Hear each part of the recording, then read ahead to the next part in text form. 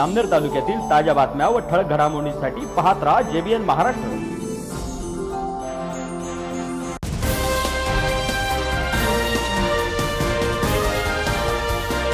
उमेदवारी अर्ज दाखल करण्यासाठी आपण दाखल झालात, काय सांगा?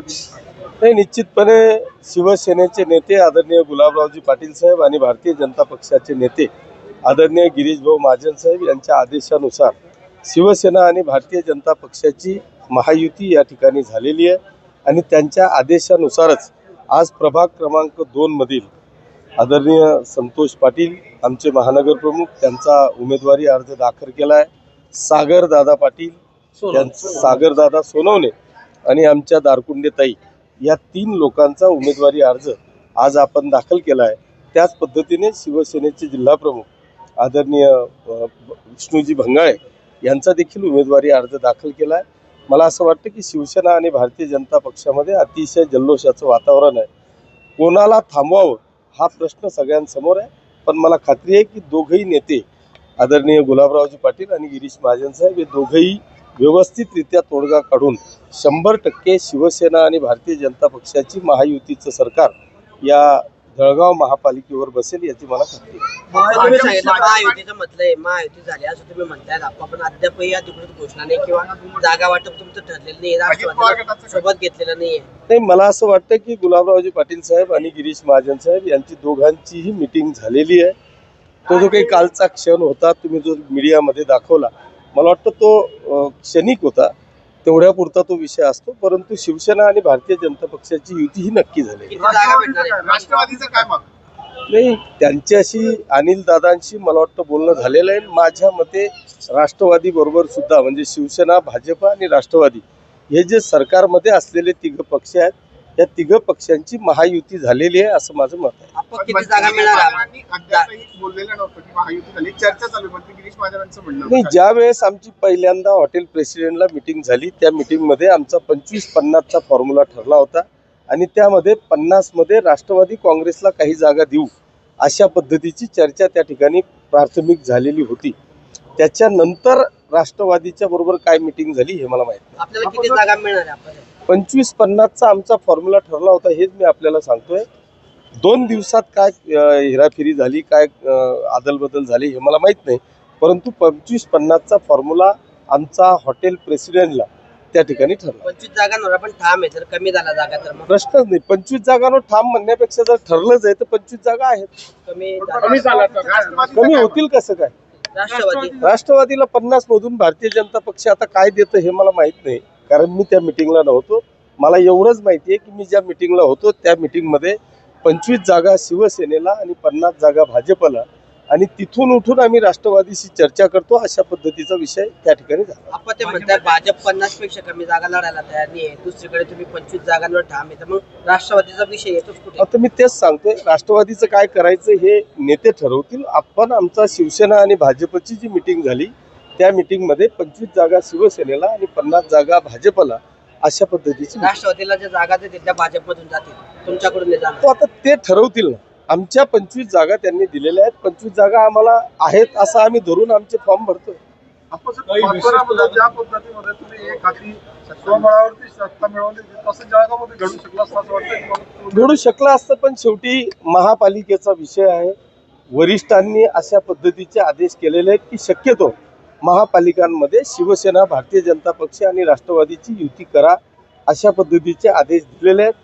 प्रयत्न सगळेजण करताय की आपली महायुती राहावी, कारण शेवटी जर का विकास करायचा असेल तर शेवटी सत्तेशिवाय शहाणपण चालत नाही। इथं पालकमंत्री शिवसेनेचे आहेत, मुख्यमंत्री माननीय देवेंद्रजी फडणवीस साहेब भाजपचे आहेत, नगरविकास मंत्री शिवसेनेचे आहेत आणि जळगाव शहर मागच्या 10-15 वर्षात खूप मागे विकासात्मक दृष्ट्या फेकलं गेलं आहे। त्याच्यामुळे जर खऱ्या अर्थाने या जळगाव शहराचा विकास करायचा असेल तर सत्तेशिवाय शहाणपण चालणार नाही।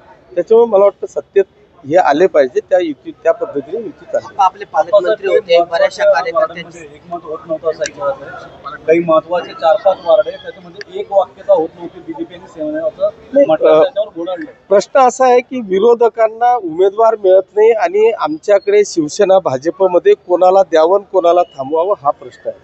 त्याच्यामुळे उमेदवारांनाच अपेक्षित आहे की इथे शिवसेना भाजपचं सरकार येईल, त्याच्यामुळे इथे रांगा लागलेल्या आहेत। त्याच्यामुळे तिथं तो प्रश्न येणारच आहे. आपले पालकमंत्री होते या ठिकाणी, कार्यकर्त्यांची पदाधिकाऱ्यांची सर्वांचीच भावना होती की आपण या ठिकाणी पूर्ण 75 जागा लढवल्या पाहिजे होत्या. मात्र तसं नाही झालं. कुठेतरी कॉम्प्रोमाइज केलं का शिवसेनेने भाजपसोबत?